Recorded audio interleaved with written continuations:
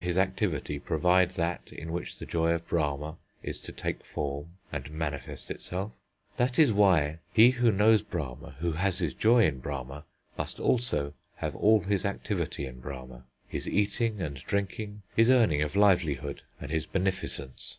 Just as the joy of the poet in his poem, of the artist in his art, of the brave man in the output of his courage, of the wise man in his discernment of truths, ever seeks expression in their several activities, so the joy of the knower of Brahma, in the whole of his everyday work, little and big, in truth, in beauty, in orderliness, and in beneficence, seeks to give expression to the infinite. Brahma himself gives expression to his joy in just the same way. By his many-sided activity which radiates in all directions, does he fulfil the inherent want of his different creatures. That inherent want is he himself, and so he is in so many ways, in so many forms, giving himself. He works, for without working how could he give himself? His joy is ever dedicating itself in the dedication which is his creation. In this very thing does our true meaning lie. In this is our likeness to our Father. We must also give up ourselves in many-sided, variously aimed activity. In the Vedas he is called the giver of himself, the giver of strength. He is not content with giving us himself, but he gives us strength that we may likewise give ourselves. That is why the seer of the Upanishad prays to him who is thus fulfilling our wants. May he grant us the beneficent mind. May he fulfil that uttermost want of ours by granting us the beneficent mind. That is to say, it is not enough he should alone work to remove our want, but he should give us the desire and the strength to work with him in his activity and in the exercise of the goodness. Then indeed will our union with him alone be accomplished. The beneficent mind is that which shows us the want of another self to be the inherent want of our own self, that which shows that our joy consists in the varied aimings of our many-sided powers, in the work of humanity. When we work under the guidance of this beneficent mind, then our activity is regulated, but does not become mechanical. It is action not goaded on by want, but stimulated by the satisfaction of the soul. Such activity ceases to be a blind imitation of that of the multitude, a cowardly following of the dictates of fashion.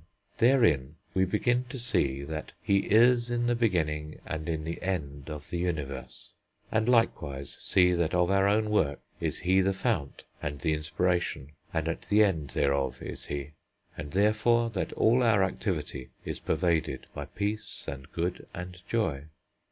The Upanishad says, knowledge, power, and action are of his nature. It is because this naturalness has not yet been born in us that we tend to divide joy from work. Our day of work is not our day of joy. For that we require a holiday. For, miserable that we are, we cannot find our holiday in our work. The river finds its holiday in its onward flow, the fire in its outburst of flame, the scent of the flower in its permeation of the atmosphere. But in our everyday work there is no such holiday for us. It is because we do not let ourselves go, because we do not give ourselves joyously and entirely up to it, that our work overpowers us.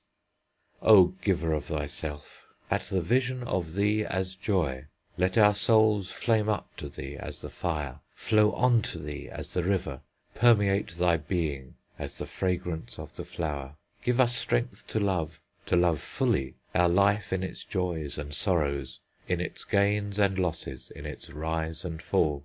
Let us have strength enough fully to see and hear thy universe, and to work with full vigour therein. Let us fully live the life thou hast given us. Let us bravely take and bravely give. This is our prayer to thee. Let us once for all dislodge from our minds the feeble fancy that would make out thy joy to be a thing apart from action, thin, formless, and unsustained. Wherever the peasant tills the hard earth, there does thy joy gush out in the green of the corn. Wherever man displaces the entangled forest, smooths the stony ground, and clears for himself a homestead, there does thy joy enfold it in orderliness and peace. O Worker of the universe, we would pray to thee to let the irresistible current of thy universal energy come like the impetuous south wind of spring. Let it come rushing over the vast field of the life of man. Let it bring the scent of many flowers, the murmurings of many woodlands. Let it make sweet and vocal the lifelessness of our dried up soul life. Let our newly awakened powers cry out for unlimited fulfilment in leaf and flower and fruit. End of section 6.